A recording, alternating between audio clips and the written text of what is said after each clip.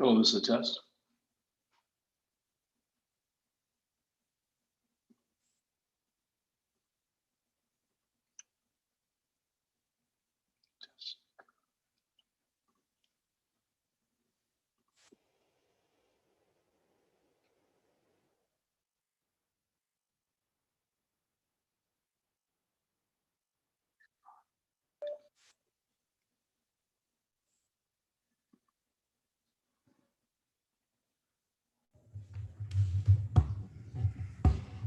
Hello, this is a test.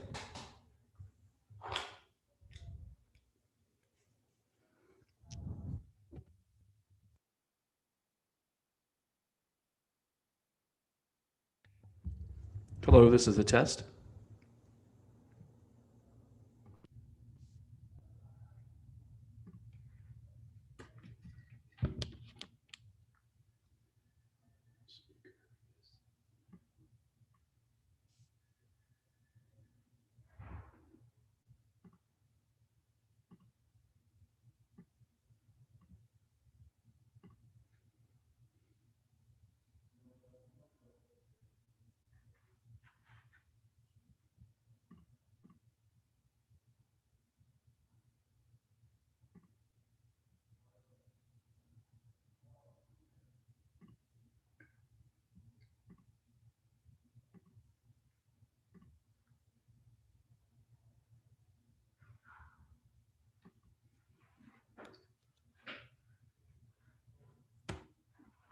Good afternoon, everyone. We'll start welcoming you here to Gov School, and we appreciate you taking time out of the day to come listen to our presentation. And to what we're going to do today is talk about the request for proposal. This is a live session on YouTube, so please maintain your privacy. That's an important part of your access to a ZoomCast. We're going to allow you to ask questions. The chat itself, though, is not recorded, but we do want you to maintain that privacy concern.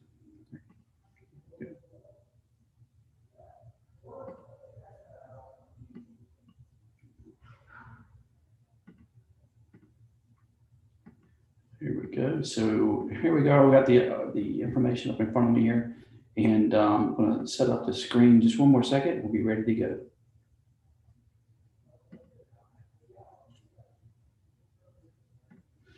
So this session here is called the request for proposal.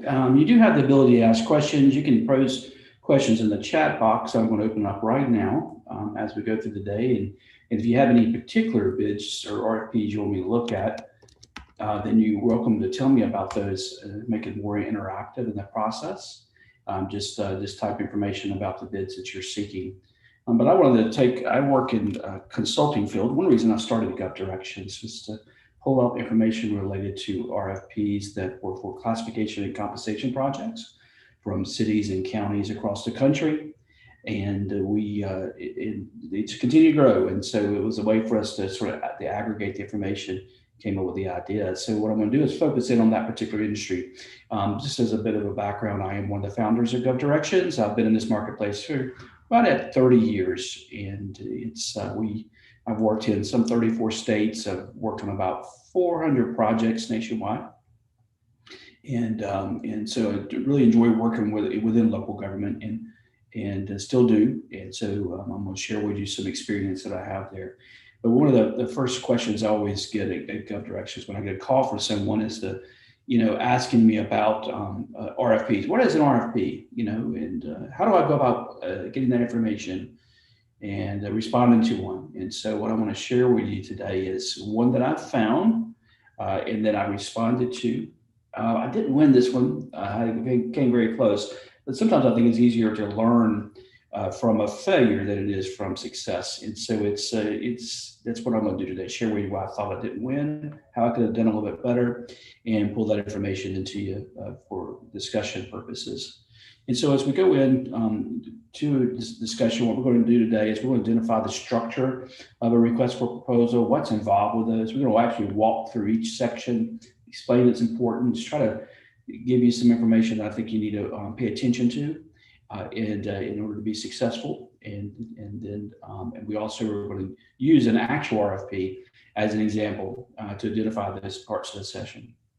And this is going to take us about I'd say about 25 minutes, depending on the questions that I get from the group here. And I do want to encourage the interactive session. So if you do have a question, you can raise your hand, technically speaking, or you can just type it in that chat box. Contracting instruments in general, there are different types of out there that we watch for besides the request for proposal. So I wanted to kind of share with you the differences in what you're actually looking at when you see the couple of those. First, the request for information. Here, government is really just seeking comments from you about whether or not you can actually provide the services or supplies that they're looking for. But very general, oftentimes not an active call for a bid, but one where they're thinking about doing something. They just want to see who's interested. And also occasionally, it's like we found during the pandemic, it was all out of purchase, and that is, for example, when they were looking for sanitizing supplies or gloves or gowns, they needed to buy all inventory, and they wanted to know everybody who has this product and put them on the list, and then they just purchase right off of that. And so that's the more general request for information, often sometimes referred to as request for qualifications in the professional sector, where they're looking to make sure you're qualified before they give you the actual request for proposals. They want to make sure they got that subgroup ready to go and they know who's there. Sometimes called the RFQ, RF qual. You'll see that definition there. And then you have the source of SALT. Source of SALT option here, once again, more general request for information. This is used probably more likely at the federal level, where they're setting up the process to eventually go out and make that procurement. They want to know who all is interested and who all is able to respond to that. And so let me see here. I apologize. I get a lot of different windows open here, and I want to make sure that I'm addressing the questions as we go through here. And we also have the invitation to quote. This is a document where they, maybe not so formal. This is where, they know, you generally know what you're doing in your field. They got some very specific items, maybe not a large purchase. They're buying some tires and they want this particular type of tire, or maybe pesticide service where they want a 1,000 square foot building or something. It's where they want the service provided. So they just call up 2 or 3, 4 or 5 companies and just make it very informal. And sometimes they even ask you if you want them to call you, just respond to them. But very formal, not a lot of elaborate documents involved with it in order to go out to actually do business with somebody. And then you have your invitation to bid. More common, this is where you traditionally are looking at a best value bid or a low cost bid, where they've got the specifications are really clear. They know exactly what they're trying to purchase, and a government goes out and asks for you to give them a quote. Sometimes it's all or none and are part of that. And so you always have to watch out for those. Also referred to as a request for bids, an RFB or an ITB. Occasionally, specifically in some, not necessarily larger government, and where it's not a professional person staff, they may use some of these terms interchangeable. But the invitation to bid generally is one where they know exactly what they're wanting, and they want everybody to give everybody on a level playing field and equal footing, and then you're able to respond back to them and give them a quote. And then you end up with a request for proposal, which is probably my favorite, because they're asking you for your subject matter expertise. They're going out to the marketplace. They know generally what they want to achieve, the goals or objective as a local government or a state agency, or the request for proposal at the federal level. Sometimes they're referred to as a special notice, where they're asking you to step in and help them in their decision-making process. But they generally know what they're trying to accomplish. And so those are more open-ended, and you see quotes all over the place.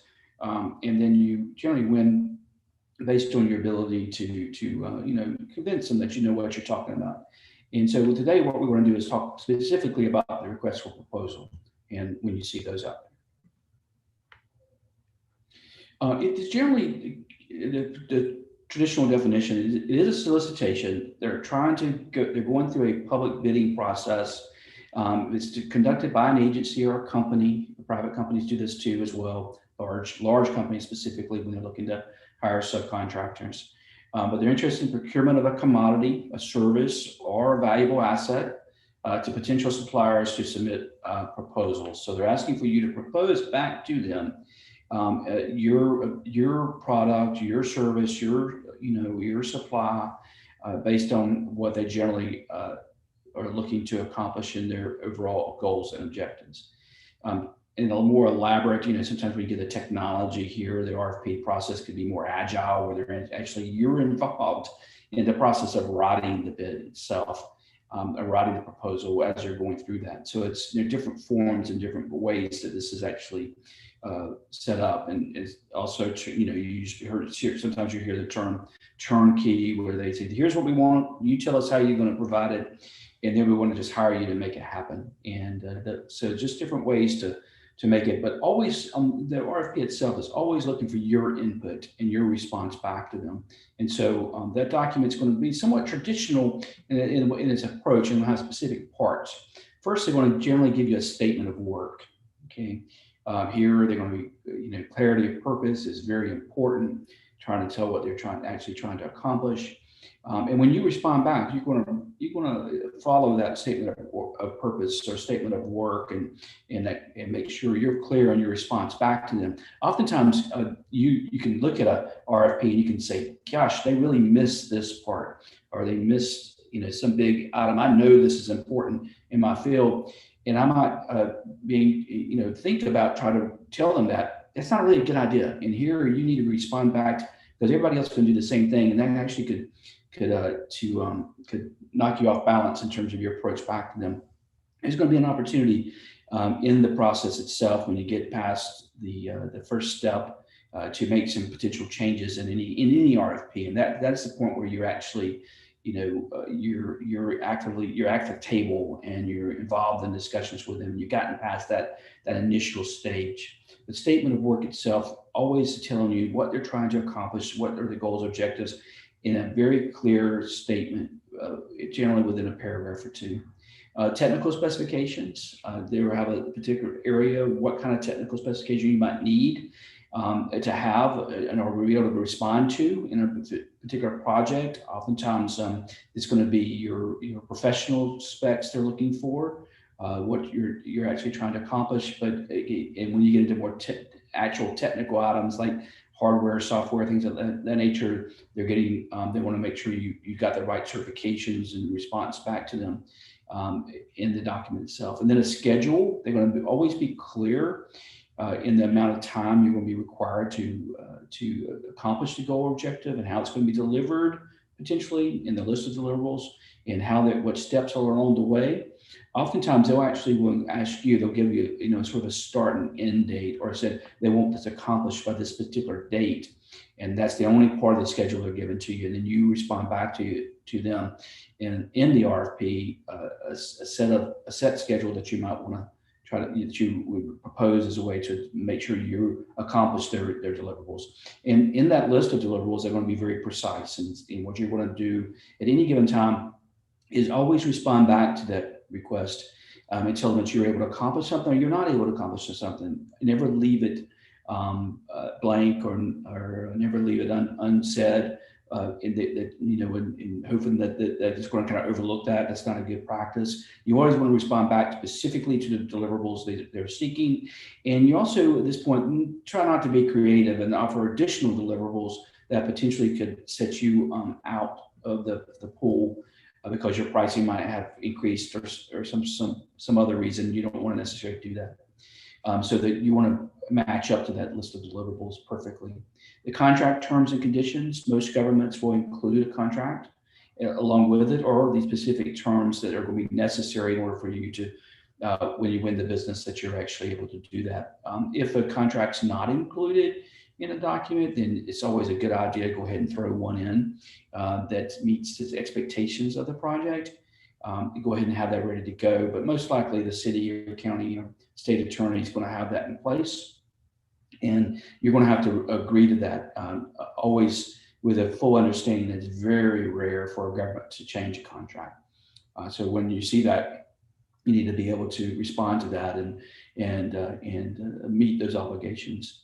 And then they're going to tell you how they want you to respond back to them, because they want to try to get everybody in that level playing field when they go in there and do the evaluations. So they're going to give you the specific format, and they're going to maybe take no more than 10 pages, or between 6 and 8 pages. If they do that, then don't go in and give them too many pages. It's going to be thrown out. Occasionally, they'll go in there and actually give you some requirements of giving them 6 different, floppy drives, or whatever you call them, travel disk, or whatever. They want very specific about it, and you always want to make sure you give them exactly what they're looking for. A lot of times companies will have a proposal already built. I have a document folder right now, and we actually can build you a Google Drive where you have the actual things you need each time for every proposal already ready to go. And all you do is you may have to rearrange it. But the good news is, whenever we teach government contract officers how to prepare our RFP, it's generally by the same individual organizations, and so you see that the same sort of format of proposals requirements almost all the time. They're identical, so you don't really change it a lot. But if they do have something different, or process of pulling together information, then you need to rearrange your details. It's almost always the same thing. It just could be in a different format. But always have that, the meat of that proposal is going to be your methodology and your skill set. So you want to always make sure that that's ready to go, and try to keep that those qualification experiences that they're asking for sort of somewhat localized to them, something that's common to them. Try to be, what I always try to do is when you try to pinpoint opportunity, maybe you're staying with governments that are the same population size, or they're doing something that's similar. So when you respond back to a proposal, you always want to make sure you get something that's common to them. So it could be regionally based, or it could be size based, because these government agencies, the representatives will travel together, and they'll have a call over to your former clients or others that you may work with, and they're going to check on your past experience. So you want to make sure you have that. And I bet the number one question I get from our members when they first come to us is, I haven't ever won a government contract, and I don't really have anything, no qualification experience to put down. And I always just, step back and say, well, why are you in this business? Because you generally do have some experience. It may not be with an individual government, but it's typically out there so that you can, with someone that prompted you to create your business, or how you were involved. You may have been a subcontractor. You may have been an employee of another company that did this type of service that you're offering, or supplies that you're providing. And so you always want to go in there and sell that the wrong way. Never downplay your qualification experience. Always build that up. And having that capability statement prepared and ready to go at this point, it's always really important, and you're dropping in that capability statement information right there. This would highlight your, any sort of certifications that you have, the NEETS codes that you qualify for, any kind of, whatever schooling is required potentially in this particular area, or if you've written white papers. White papers are always a good process of establishing your subject matter expertise. You are in this business for a reason, and you need to be there just to sell that. And then when you get to a point where, like I've got some 400 clients now over a course of 30 years, I'm able to then be selective. And when I am selective, I go back and I make sure I include someone who's got some sort of common theme with that government that I'm working with, or that I'm proposing back to, and so what they're looking for. They're always going to ask you for qualification experience. But just know that it was even someone like me had zero experience one time, and I gained experience quickly, which is using some traditional tools. Going into an area potentially where there's not a lot of competition, and getting that first client. Going in there and selling myself at a very cost-effective way, so they can't say no to hire me.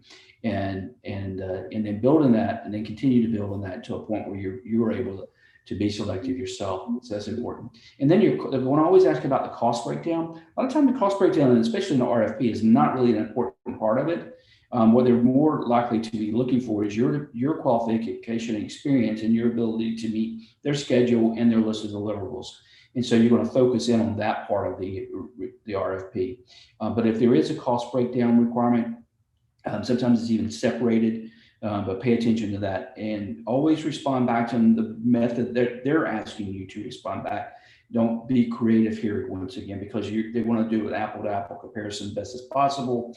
Whenever they're looking at that, and you don't want to just stand out because you've offered them $10,000 worth of services in a particular area they weren't really even asking for.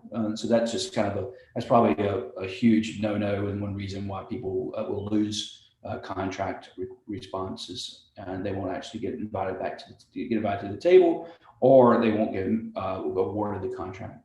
And then the evaluation criteria. This is actually the most important part of an RFP, and I look for that almost whenever I pick up an RFP.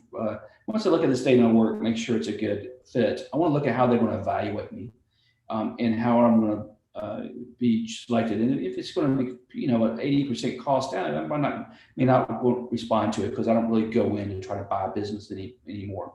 Now, if I was, doing that, I've already been earlier in my career, then I might want to focus in on those type projects. So it's sort of pinpointing those reasons, and then take your evaluation criteria, understand what you're looking for as you prepare your proposal back to them, and have that have it where you're meeting that to the highest degree possible.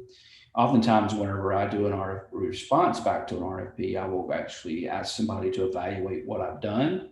And I even potentially even pitch it to them, so they can then evaluate my proposal. And what they do, or a couple of them would do, in terms of evaluation, is pretty much the same as what the government is going to do. It's not like there's some school of evaluation everybody goes to or anything, but it's more about just checking off, making sure the I's are dotted and the T's are crossed, and I've done everything that was needed, and then I potentially invited back to the table for additional review. Almost always, that's the second step of an RFP. The first step is really for the procurement officer to check and make sure that you've done everything you're supposed to do in terms of your response. You met all of these typical parts, and you got a quality response back to them. And then they pass it along to the real decision makers. And that's going to be traditionally like a department head. Like if I'm working in HR, then I'm probably going to be dealing with the HR director, or maybe a team that's going to review me. But if I'm doing a public works project, they're looking to hire an engineer, then it's going to be passed along to the city or county public works department. And then they're going to pull together that group that will make a final selection, oftentimes with the help of the procurement officer. But at that stage there, you really are you're at the table, you're talking with them, and then you're really selling yourself a more traditional business development practice. But what you see here, these typical parts, is what you'll almost always see at any government RFP. It's very rare that they deviate from any of these particular parts. And just a reminder, it's supposed to be hard. If it were easy, everyone would do it. So put some effort into it. And when you respond to, when you find that perfect opportunity, then that's the one. This is a quote by Tom Hanks at A League of Their Own. It was a good movie about softball team, but you have to work. So what I want to do is I want to talk to you about one particular one that I saw in my field. It's in Carter County, Tennessee. It was a salary survey and compensation analysis. Let me pull that one up here real quick. And so here's the RFP itself. If everything worked okay, you should be looking at that screen. And so here it says here, a request for proposal to provide comprehensive classification compensation study for Carter County. I'm based in Atlanta. This is probably about a 5-hour drive up in the Tennessee mountains. It's a great area. Some place that I like to work. And there's reasons why you choose an RFP to respond to. And there's in one of those, in this particular situation, and you see here by notes up there at the top, there's so many full-time individuals, 256 full-time individuals, like really right in my wheelhouse. I work with typically senior counties that have between about 200 and 400 full-time employees. And so this one just fits me. And not only that, but it's in a great place that I really wanted to work. And I know the people up there are good people, and so it's a place that I think I would have a good shot at winning. So I'm not, at the same time, if this was here, it was for, and I'm not going to say anything bad about any particular government, but I would actually live here in the city of Atlanta. But if it's for the city of Atlanta, I would not be responding. There's, for probably 2,000 FTEs at that point. And it's a very large city. It just requires so much work effort that I could not really meet that, and so it's just way outside my scope, and I would just bypass that and move on. It's not really good to waste your time on projects that you have really no shot at.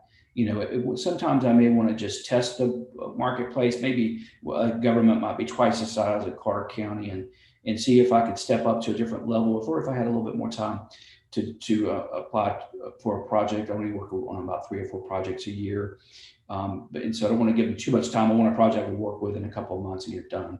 I may occasionally just to go out there and see, and I price myself a little higher to accommodate the uncertainty, and pursue it. But otherwise, I'm going to stay really much in my wheelhouse. I've got success in these type of projects, and in this particular here, I know going into it that the type of competition that I would have. I've already done some past performance research, and I know that this one would be one that I might want to look at. And you see here, they give me the general information when I'm going to respond to it. And that first cover letter is going to have almost all the information I really need on a project. So pay attention to that cover letter and to that first part of the RFP. And this particular RFP is about 7 pages. I've seen them as big as 1,000 pages. So just know that sometimes when it's very specific and you got a lot of individuals involved in it and a large government, it potentially can have a lot of pages. Now, even when that's said, the first page is the most important one. So once you get paid past that, it might have a title page, but the first introductory page is always ones that tells you really what they want to do. And so here, here's the introduction. They're going to hire someone to help them. They're going to outside vendor to prepare a classification plan, what kind of work I do. And they kind of tell me some just initial parts of that. And so as I go in there, they're going to give me a breakdown in some departments. Some of the work I'm actually going to, at this point, I'm going to go to that government. I might pull up the government on the website and then to take a look at their budget, learn, maybe even read the minutes of the last meeting they had. I want to see how can maybe make, I don't want to go into an area might be contentious or there's a lot of problems. And so I might check it out, because that's the last thing you want to do. You want to make sure that you're working with the government and meet your expectations as well. So do a little bit of that research. In this case here, excellent government. They just got really good people, had a good committee. And I even went in and looked at the actual minutes of of a special financial management committee. They actually told me that they had, and read what they were trying to achieve. And it actually, in my company, in the work that we do, this is something that we would actually try to accomplish, and we sort of matched up with this. So I felt really good going into it. In the scope of services, they have 6 specific items they want to make sure that you're going to be able to address, and all of these I'm able to accomplish. There was one thing I wasn't quite sure about, number 5, and I knew somebody who potentially could respond to it, and so I scheduled that in as a potential subcontractor, and so I'm sort of building my response back. But it had nothing there that I wasn't able to respond to. Now, if there was something I really clearly couldn't do, I would probably go ahead and drop it and move on. And because the government spent a lot of time on this, and they are in the process of hiring someone. They want to make sure that they accomplish their objectives, and then they want to actually speak to the individual deliverables and how it's going to be done. Now, in my particular field, and probably in yours too, you're going to know exactly what people are expecting, and it looks and feels just like one would normally do. So I don't really see anything that really causes me any concerns. They're going to have the insurance requirements. Occasionally, you might have some bonding requirements. Both of them are more or less the same. The insurance requirements here, if I don't have the insurance, which I do, I might go ahead and reach out to my insurance office that helps me and say, they want $1 million in liability coverage. I only have 500,000. Can you go give me a letter saying that if they hire me, that you'll up it? And traditionally, your insurance agent will do that for you and go ahead and get that in line. But I'm not going to go ahead and buy that product until I need it. Okay, and you would just tell the government that that's the case. But most of us are going to have this right here is pretty much standard in my industry, and you'll find that in whatever you're doing is almost always going to be standard too. And here they gave us a proposal format. They told me exactly what they wanted to do: 1, 2, 3, 4, 5, 6, 7, 8, 9. Okay, and they want the cost proposal separate, and so they want that's important, but they want to make sure that meet these other parts of it first. So whenever I actually have my document that I'm going to return to them, I'm going to put it in that order: 1, 2, 3, 4, 5, 6, 7, 8, 9. I'm going to make sure I speak to each part of that. Okay, and luckily I was able to meet that. And then they're going to tell me how they're going to select me. That was important, and I went in there and read through it, and so it was in my timing, and that was good. This actually was requested right before COVID hit, and I was there, and I think it was in January, and then March we started having issues. So this one, I didn't get this project, I remind you, so it actually kind of worked out in that case. But with here, they want to tell you some other things, some basic information, terms and conditions, any kind of exceptions. At this point, I'm moving through it some more quickly because it's going to be traditional language in just about every contract that you might see. Okay, and you want to make sure you meet that. There's nothing here that I've solved that's something that would make me think I can't do this project. It's pretty certain. So this is a traditional RFP. You're able to read through it, understand it. If I was reading through it and I didn't understand it, then I probably would not respond to it. Okay, so this is sort of the differences in your approach, because when I'm able to understand what they're looking for, then I'm able to work with that individual government. And so that's your more traditional RFP and how one would look. And so with that said, you want to make sure it's the one that you want to find. That's a Coldplay song. You're the one that I wanted to find. So I mentioned earlier, I'm not going to go after those big cities. I'm going to go after the one that's right in my wheelhouse, and this one here was. And so I decided to step back. I read the entire proposal all the way through, just like what we did, but I focused in on the details. I paid attention to those areas that we discussed, and then I set it aside, and then I talked to those colleagues, those ones I wrote in the names, and made sure it was a good fit for all of us. And then I completed the proposal. And so what I will show you here is the actual response back that I gave back to that government. And so here we go. And so here we are. This is the firm that I actually work with. And so we give them a cover letter back. And in the cover letter, I'm going to speak in that very first opening paragraph what they asked for. Okay. And so I'm going to say, yes, this is what you asked for, and this is what I'm proposing that we're going to do. We're a perfect match. So I want to try to make that perfect in that approach back to them. And then I'm going to speak to the fact that, the size government that they're working with, whatever drew me to be a match, I'm going to pull it in here and tell them that this is why I'm a match. And I've done this before. And if I'm new, I might go ahead and just lay that out right there. I have not done this before, but this is why I'm a perfect match for you. And while my references may be limited in the public sector, I've got plenty of experience, and this is why I started my company. This is why I have my company. This is why I'm doing this. Go ahead and address that head on right there, and then give them some details. Always put a collar, that it's only good through a certain date. And so that if you have a situation like what we had with COVID, when all of a sudden it hit, then we were able to you might have to say, I'm withdrawing, and because you didn't close in time. And so in this document here, we all going to have a cover letter with your basic information. This is a company that I sub with. And I'm going to give my table of contents, lay it out exactly what they asked for in the way that they asked for it. Okay. And so this is what they told us that they wanted. And then I'm going to give them a profile. That profile, this is basically the qualifications and experience part. I'm going to give them some references. I'm going to speak to ones. Always make sure that you have current references. Always make sure they know that you're being used, that you're using them. In this particular case, we gave them some clients that that was somewhat similar to them, and I was able to really lay it out here because we've got a lot of clients. Okay. In history now, past performance is there. And so you want to list those, and then be very clear, easy to read, easy to follow, giving them some details there. I am right there. So you gave them some update in my company that I also work with, and so we go into it, and so keep going through, and then we're going to lay out this summary of who's going to be responsible for this project, and then our understanding the methodology. This is what they asked for us to do. And so most of this I'm going to have in a document, like I said, that Google Drive. I'm going to cut and paste and drop it in here. Always making sure that I, speak to this particular county and not another one that I already responded to, because I use the same information. I'm not reinventing the wheel every single time. And then pulling in the particulars. I might have about 50 different deliverables that I can traditionally do. but just pull the ones they're asking for and dropping those in. I'm not going to drop in others that they haven't asked for. Now, when I get the table, if they get me back there, I'm going to give them a price. This was a separate proposed fee structure, and listed that and told them how we were going to do it. And sometimes they'll ask you how you want to get paid as part of the proposal.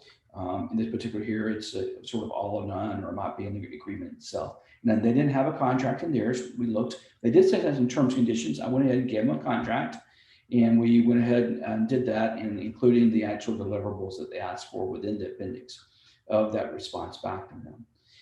And so it was a straightforward, my response back. It's the very similar one I will use almost all the time. And it's probably about 17 pages, 18 pages back to them. And so then I submit the proposal back to them. And just to remember, work expands so as to fill the time available for its completion, which means that, if they gave me 2 weeks to do this, I'm going to take about 2 weeks to do it. Okay. I'm going to get it back to them a day before maybe they were the due date, or that morning as they requested. I'm not going to give it to them a month early. It just doesn't do any good. It just lays on the tables. Too many issues could happen. That something could be amended, and I failed to include it in my amendment. And so there's all kinds of reasons, but take the time, make sure it's done right. And so that response there, and you just remember that, whenever you're doing this over and over again, the only source of knowledge is experience. And this is an Einstein quote, and this is the truth. Okay.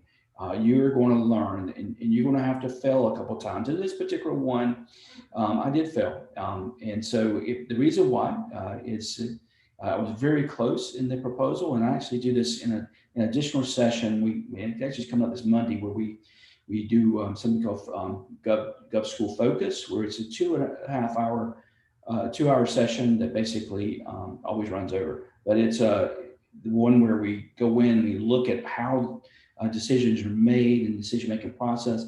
In this particular case, I actually got the highest score, but then I lost because there was some localized issue that kind of went against me in that favor. Even though my price was, gosh, it was almost 30% higher than the other. They still won. It was real close, but I still lost it. But always use an actual RFP whenever in the past, go back and do that performance research, see what others are bidding, and you'll have more success whenever you actually do respond.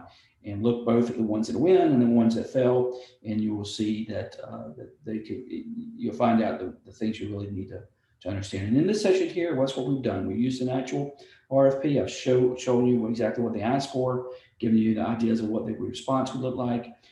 We also walked through each section of the RFP, explained its importance, and so I hope you have enjoyed today's session. I would be glad to open it up for any questions. If you have any questions, this is a recorded session. It will be replayed on our YouTube channel. It's almost immediate now. But if there are any questions, I'll be glad to answer those questions. I want to thank you for your time today, and everybody have a great rest of the Tuesday.